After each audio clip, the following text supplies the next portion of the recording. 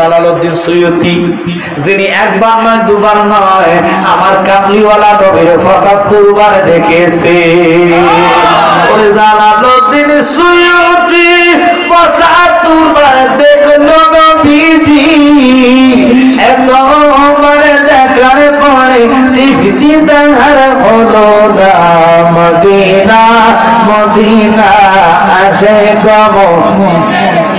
সবাই দয়া করে বলেন মদিনা।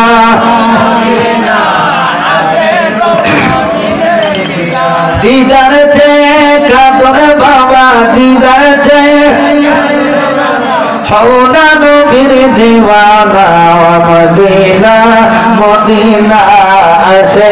আমরা সঠিক আলেম হতে পারি নাই, যদি আলেম সঠিকভাবে হইতাম গো আলেমের কদম পড়লে 40 দিনের গজব বন্ধ, আযাব বন্ধ হইয়া যায়। কিসের আমরা আলেম হইলাম?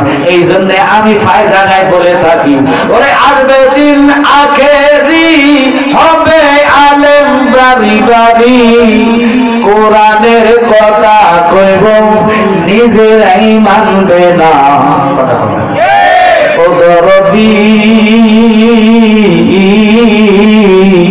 একে বাপের 2 সন্তান বাইরা বেনা বাগের মান, কারো দিকে কেউ রে বাজান ফিরা চাইতো না।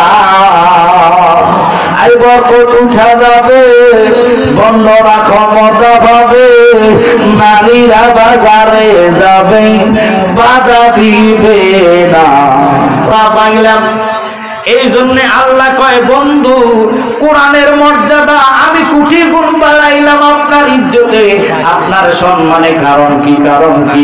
কারণ হইল নবী আমরা রে জানে রে জান যাহার শানে কোরআন নাযিল হইল মক্কা মদিনায়।